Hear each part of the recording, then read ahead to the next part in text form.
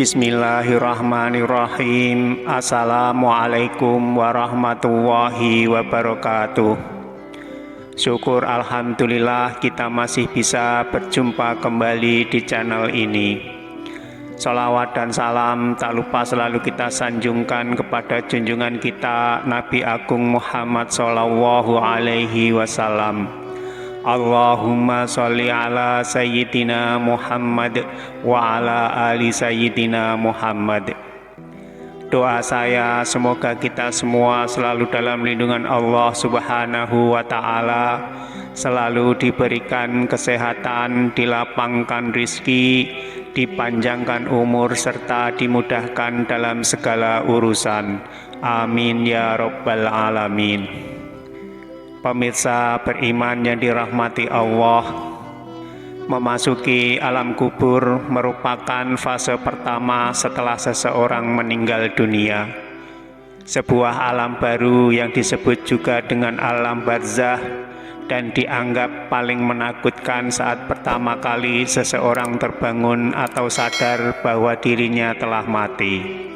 Digambarkan jika seseorang yang baru 1 hari meninggal, ia seperti mengalami mimpi kalau dia belum mati, padahal sebenarnya ia sudah memasuki alam barzah. Ketika seseorang meninggal dunia dan kemudian memasuki alam kubur, maka pertama kali yang akan datang adalah malaikat mungkar dan nakir. Kedatangan malaikat mungkar dan nakir di alam kubur ini pun digambarkan dengan cukup menyeramkan bagi mereka yang banyak melakukan dosa semasa hidupnya, tetapi akan nampak menawan bagi mereka yang semasa hidupnya taat menjalankan perintah Allah. Ketika pertama kali berhadapan dengan manusia di alam kubur, maka ada 6 pertanyaan yang akan diajukan oleh malaikat mungkar dan nakir. Adapun ke-6 pertanyaan di alam kubur ini yang akan menentukan perjalanan seseorang selanjutnya. Apakah dia akan ditempatkan di surga bersama para nabi, sahabat, aulia, dan orang-orang saleh lainnya, atau justru akan masuk neraka dan dihisab terlebih dahulu? Lalu apa saja 6 pertanyaan dalam alam kubur itu?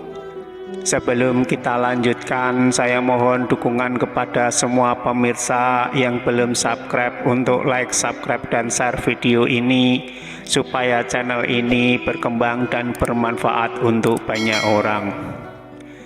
Pemirsa beriman yang dirahmati Allah, adapun 6 pertanyaan dalam kubur itu, yang pertama adalah Man Rabbuka, siapa Tuhanmu? Ma dinuka, apa agamamu? Man nabiyuka, siapa nabimu? Ma kitabuka, apa kitabmu? Aina kiblatuka, di mana kiblatmu? Dan yang ke-6 adalah Man ikhwanuka, siapa saudaramu?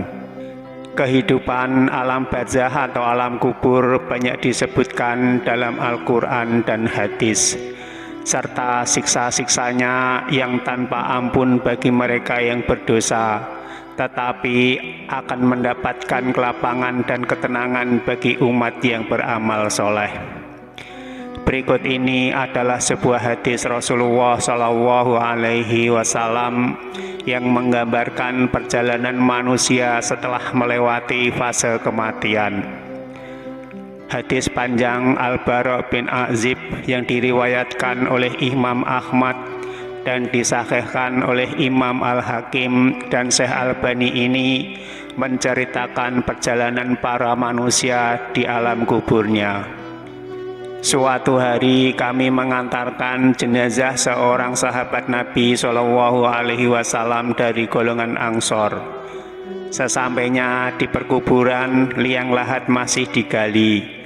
Maka Rasulullah Shallallahu Alaihi Wasallam pun duduk ataupun menanti, dan kami pun juga duduk terdiam di sekitarnya, dan seakan-akan di atas kepala kami ada burung gagak yang hinggap. Rasulullah Shallallahu Alaihi Wasallam memainkan sepotong dahan di tangannya ke tanah Lalu beliau mengangkat kepalanya seraya bersabda, "Mohonlah perlindungan kepada Allah dari azab kubur." Beliau mengulangi perintah ini 2 atau 3 kali. Kemudian beliau Shallallahu Alaihi Wasallam bersabda, "Seandainya seorang yang beriman sudah tidak lagi menginginkan dunia dan telah mengharapkan akhirat ataupun sakaratul maut, maka turunlah dari langit para malaikat yang bermuka cerah secerah sinar matahari. Mereka membawa kain kafan dan wangi-wangian dari surga, lalu duduk di sekeliling mukmin tersebut sejauh mata memandang. Setelah itu turunlah malaikat pencabut nyawa dan mengambil posisi di arah kepala mukmin tersebut. Malaikat pencabut nyawa itu berkata, 'Wahai nyawa yang mulia, keluarlah engkau untuk menjemput ampunan Allah dan keridhoannya.' Maka nyawa itu dengan mudahnya keluar dari tubuh mukmin tersebut seperti lancarnya air yang mengalir dari mulut sebuah kendil. Lalu nyawa tersebut diambil oleh malaikat pencabut nyawa dan dalam sekejap mata diserahkan kepada para malaikat yang berwajah cerah tadi. Lalu dibungkus dengan kain kafan surga dan diberi wangi-wangian darinya pula, sehingga terciumlah bau harum seharum wangi-wangian yang paling harum di muka bumi. Kemudian nyawa yang telah dikafani itu diangkat ke langit. Setiap melewati sekelompok malaikat di langit, mereka bertanya, 'Nyawa siapakah yang amat mulia itu?' 'Ini adalah nyawa Fulan bin Fulan,' jawab para malaikat yang mengawalnya dengan menyebutkan namanya yang terbaik ketika di dunia. Sesampainya di langit dunia, mereka meminta izin untuk memasukinya, lalu diizinkan. Maka seluruh malaikat yang ada di langit itu pun ikut mengantarkannya menuju langit berikutnya, hingga mereka sampai di langit ketujuh, dan di sanalah Allah berfirman, 'Tulislah nama hambaku ini dalam kitab Iliyin, lalu kembalikanlah ia ke jasadnya di bumi. Karena dirinya lah aku ciptakan mereka para manusia, dan kepadanya lah aku akan kembalikan, serta darinya lah mereka akan kubangkitkan.' Lalu nyawa tersebut dikembalikan ke jasadnya di dunia. Lantas datanglah 2 malaikat yang memerintahkannya untuk duduk. Mereka berdua bertanya, 'Siapakah Robmu?' 'Robku Allah,' jawabnya. Mereka berdua kembali bertanya, 'Apakah agamamu?' 'Agamaku Islam,' sahutnya. Mereka berdua bertanya lagi, 'Siapakah orang yang telah diutus untuk kalian?'